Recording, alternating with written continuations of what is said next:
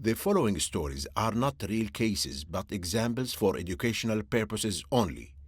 In no way are they intended to suggest that the communities involved are more likely to break the law.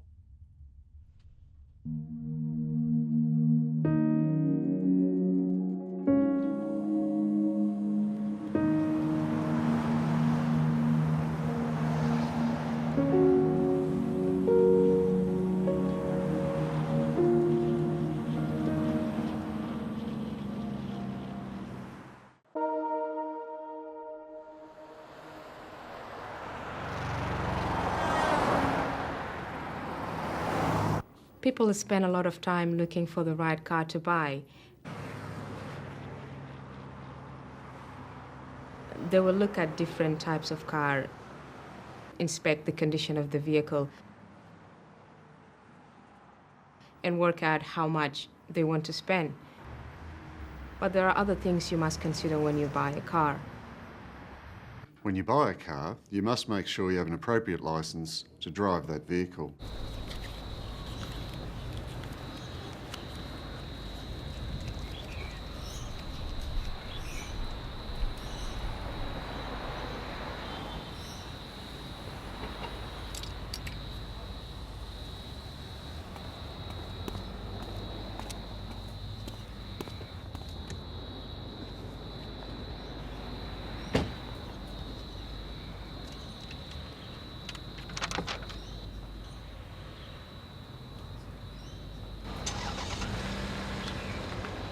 You must go to the RTA to arrange for the car registration to be transferred from the previous owner to you as the new owner. You must also take out compulsory third-party insurance cover, sometimes called the green slip. It is compulsory in Australia that you have third-party insurance cover if you drive.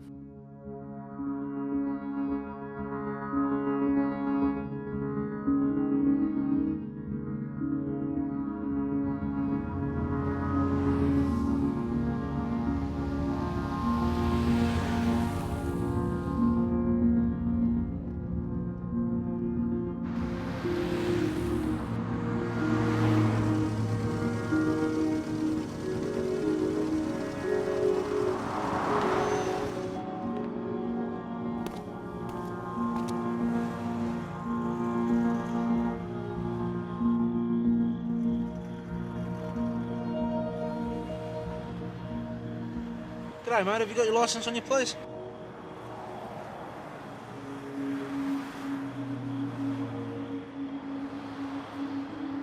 Is this the only licence that you have?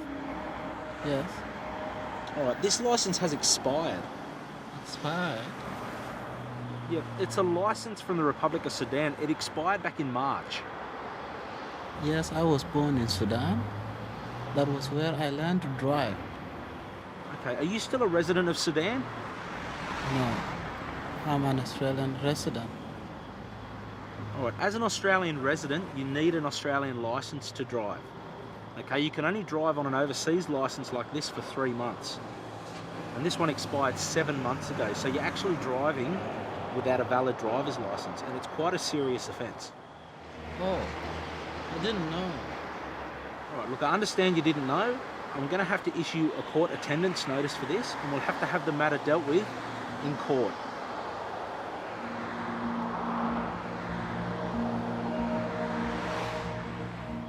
In societies that experience social conflict, the police and military are often feared by the people for being cruel and violent. But in peaceful countries like Australia, police do not make the law, but are there to enforce it, and you can expect fair and equal treatment from the police.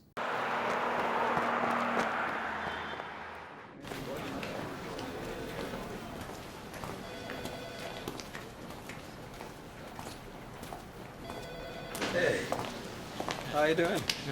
What are you doing here? Well, I drove without a proper license. It is a big problem for me too. You don't have your license? My license was suspended. Suspended? You know, the problem is I drive fast sometimes, and every time they catch you speeding, you lose some points from your driver license. So I lost my license because I lost too many points. So you lost your license. I continued driving. I was worried that I might lose my job. Oh, what happened? Well, this time they caught me speeding again. They tell me that I was driving while suspended. Is it serious? It is very serious because they said that I'm a repeat offender. Well, what will happen then? Well, I might have a criminal record or they will take me to jail. Jail? In Australia, traffic offences are taken very seriously. Repeat offences may lead to a criminal record and jail sentence. A criminal record from things such as traffic offenses can affect your application for residency. A disqualified license can have a big effect on your employment if, for instance, you need to drive to do your job. Once the driver is formally disqualified from driving by a court, nothing can ever reverse the ruling.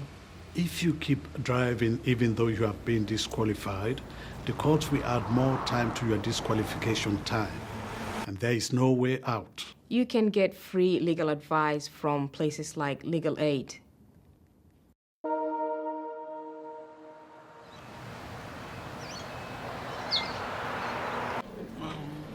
This is where, they look at the case.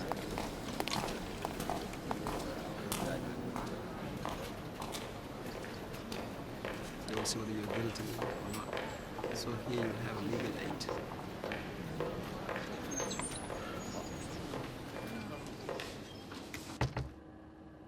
Okay, I will tell about it. Okay. Here you are. Thanks. You're welcome. She doesn't want the AVO. An apprehended domestic violence order can offer protection for yourself and your child. But she doesn't want her husband to go to jail. The AVO is an order made by the courts. It instructs your husband that he can't threaten or harass you or your child. He will not go to jail unless he breaches that AVO. But he's sorry. He said he wouldn't do it again. أنا خايف الناس هيقولوا على شنو؟ جبت فضيحة للأسرة؟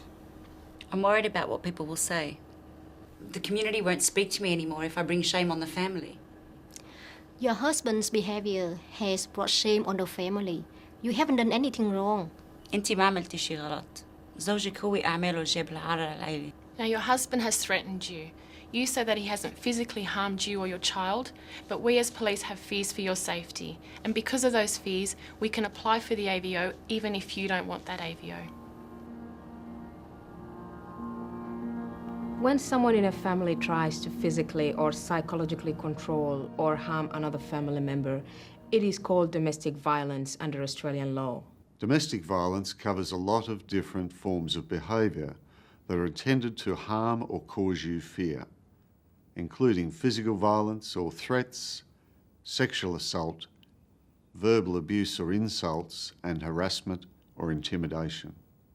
Not allowing you to have contact with family or friends, or not allowing you to have access to money are also forms of domestic violence.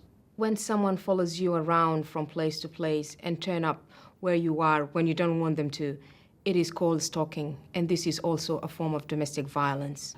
Domestic violence can be reported by anyone, whether they are the victim or not. I am making an order for a period of 2 years in which you must not assault, harass, threaten or otherwise interfere with your wife. If you obey the order, there will be no problems. However, if you breach the order, you will be back in court to face further charges. An AVO is an order from the courts and does not result in a criminal record unless you disobey it. An AVO protects the victim as well as the children living in the same house. The police must apply for an AVO if they believe one is necessary for the safety of an individual or children in a household. If someone fears for their safety, they can apply directly to the courts for an AVO without going through the police. An AVO does not prevent partners from living together in the same house.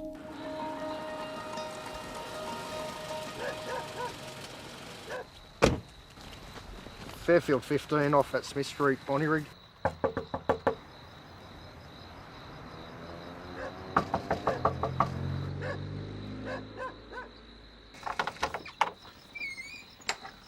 Good evening, sir. Constable Jones from Fairfield Police Station. Can you come outside for a chat?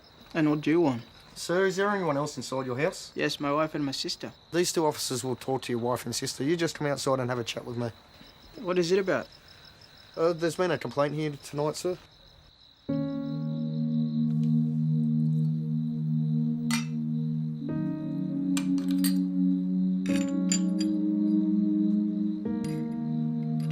Hello, my name's Senior Constable Woodbury. This is Constable Hurst. There's another officer outside with your husband. Is there anyone else in the house with you? Yes, my baby. Do you want to go and check? Do you mind if I sit down?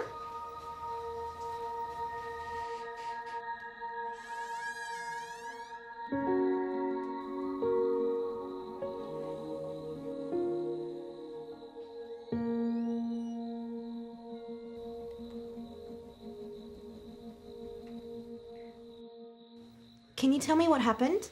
He's angry with her.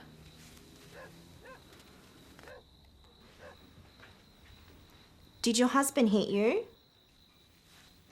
He gets angry sometimes with me. Is that how you got the cut on your head? He hit you? Yes, but he didn't mean that. She's been assaulted and she's got injuries. But my wife didn't complain. Sir, your wife didn't complain. We received a phone call and we're obliged to follow up all complaints. He's assaulted his wife. He's given her some injuries. Sir, it's my duty to inform you that you're now under arrest. But this is a family matter. You're under arrest for the breach of the apprehended violence order and for the assault. You do not have to say or do anything if you don't want to. Do you understand that? Yes, I do. But my wife never complained. Anything you do or say, I will record. I can use this recording as evidence in court. Have you got any family? Is there anyone that we can call for you? No, I don't have anyone. There's people that we can call for you and places you can go if you need to. The police will ask you to sign a card giving them permission to contact appropriate services. These services will then contact you in your own language. I'm going to start recording now. Is that okay with you? Police collect evidence of domestic violence by recording and photographing the scene of the offence. They will ask you for permission to record. You don't have to agree if you don't want to. There are different ways to report crime to the police, depending on whether it is an emergency or non-emergency. An emergency is anything involving immediate danger, such as an assault. In emergencies, the only number to call is 000. 000 is also the number for the fire service and ambulances. So when you call 000, it is important you tell the operator if you require police, fire or ambulance.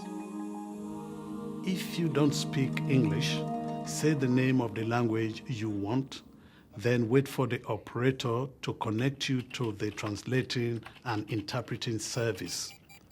It is important you stay on the line and don't hang up. If you are the victim of a crime which is not an emergency, such as burglary or a stolen car, you can call the police assistance line on 131 444. If you need to report criminal or suspicious activity, or if you have information for the police about unsolved crimes, you can call Crime Stoppers on 1800 333 000.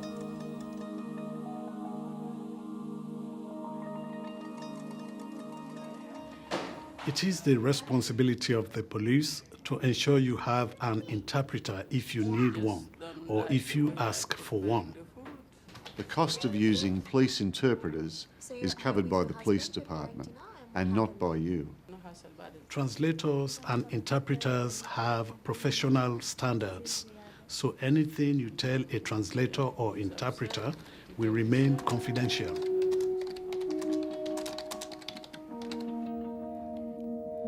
If you are in a dangerous situation and need immediate help, you can call 000 and leave the phone unattended. If you are calling from a landline, your number can be traced and help can be sent to your address. But if you are calling from a mobile, you need to tell the operator your address.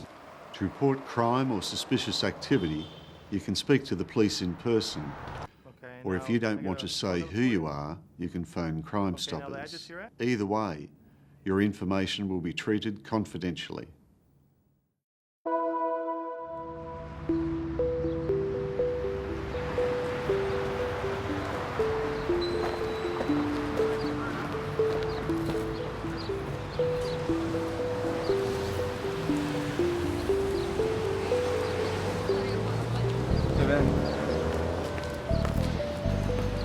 What have you been doing last week, man?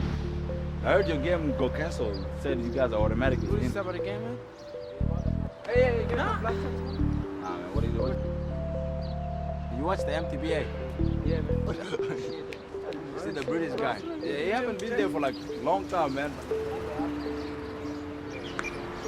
Hi guys, what's doing? I'm just waiting for a friend, man.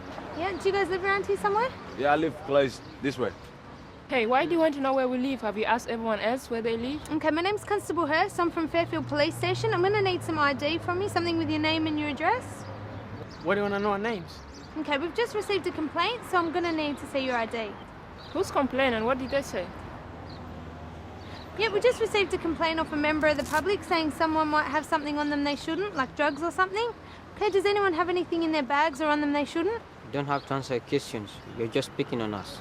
It is the job of police to investigate crimes, and this can mean questioning. If police say they have reason to suspect you are involved in a crime or an eyewitness to a crime, you must provide your name and address, but you don't have to provide any other information. If you are questioned by police, whether you are an adult or child, you have the right to remain silent and not answer questions apart from your name and address until you have legal representation. If you are driving a vehicle and the police ask for your name and address, you must provide this information.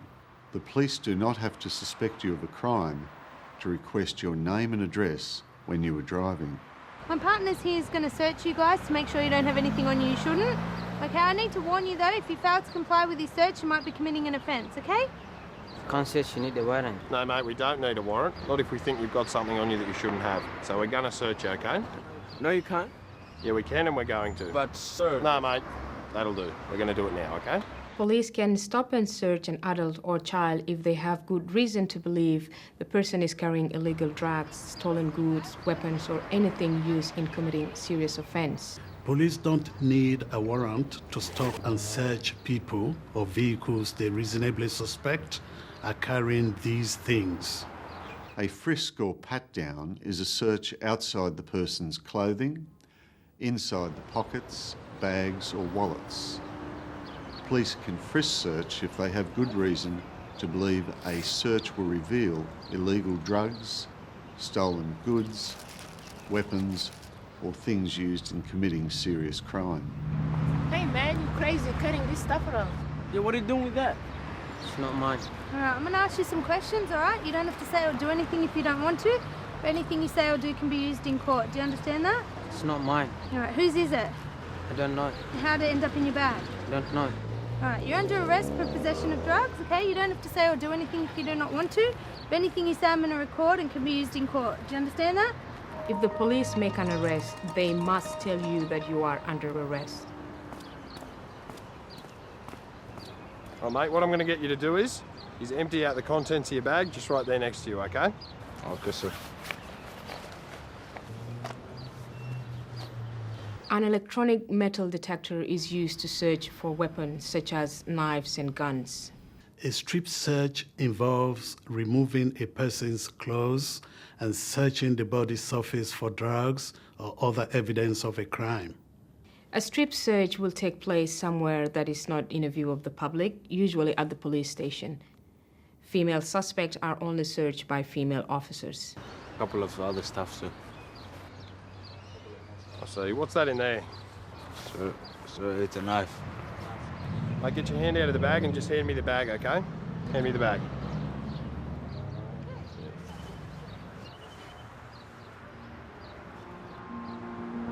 Who owns this? It's mine, sir. Okay, do you know that it's an offence to have possession of a knife in a public place?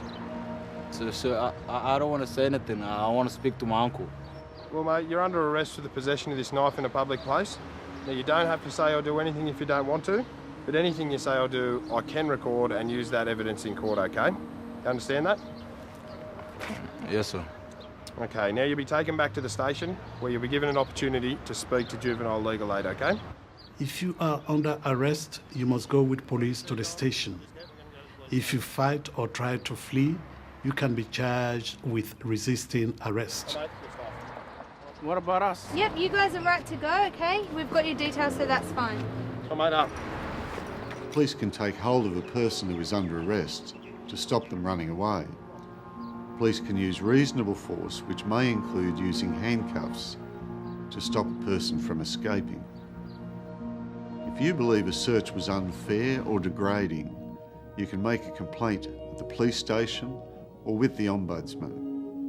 The New South Wales Ombudsman investigates complaints about government departments and public agencies such as the police, schools, and the health service. The Ombudsman is independent from the government, and anyone can make a complaint. Yeah, we have Chol here, okay, at Fairfield Police Station in custody. Now, what we want from you is to come down and be a support person for him. I'm not understand what happened. Is he here? Yeah, look, he's in a bit of trouble, but you come down, be his support person, and we'll sort it out from there. Okay. If you are under 14 and under arrest, a parent or guardian should be present as your support person during the police interview. If you are under 18 and under arrest, police will contact the Legal Aid Youth Hotline so that you can get legal advice for free. Don't say anything, okay? Just hear me out. During the police interview, you have the right to silence. And you don't have to answer any of their questions if you don't want to. Do you understand? Okay. In fact, it's not compulsory to do the police interview. You should get legal advice before taking part in a police interview or before giving a formal statement. You can get advice and support from legal aid or law access. The time now is 7:30, and that concludes the interview. It's a fairly large amount for personal use, and I'm afraid that's not the point. Okay, it's still a prohibited substance, and you've been in quite a bit of trouble lately, so the charge will be for possession.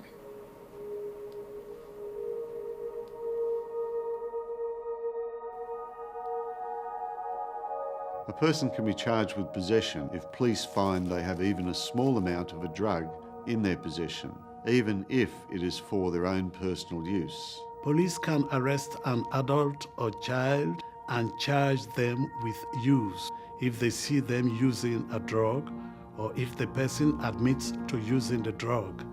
If a person has been caught selling or giving drugs to another person, they can be charged with a more serious offence of supply.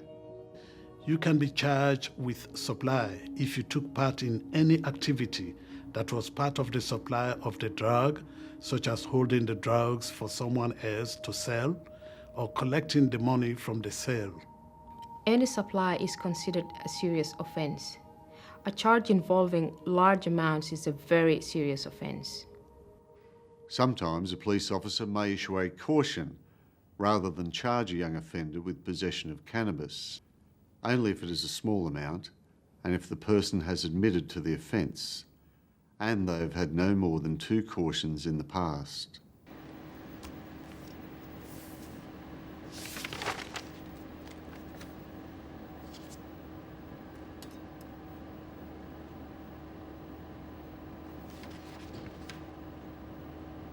Okay. According to this, you do have a reasonable excuse to have a knife in your possession due to your studies. There will be no charges laid this time, okay? You have to understand that having a knife in your possession in public place is against the law because someone can get injured, okay? So no charges laid this time. Okay. For many people who come to Australia as refugees, it can be very traumatic to visit a police station, even as a support person for someone else. For many people, police stations bring back memories of abuse and imprisonment in their country of origin.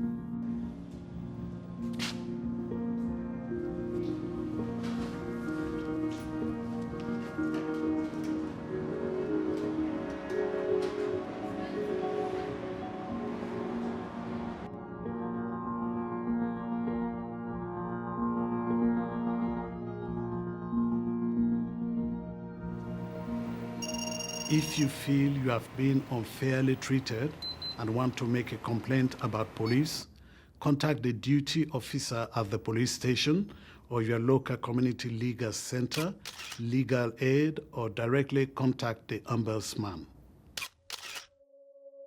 If you are convicted of a criminal offense by a court, you will have a criminal record which will affect your future.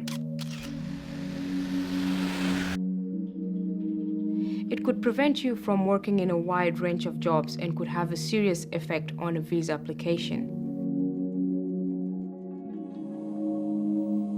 Australian laws are based on the principle that everyone is equal before the law, and everyone deserves fair and equal treatment, no matter if they are men or women, and no matter what race or religion they are. Everyone must obey the laws to help keep the whole community a safer place for all of us.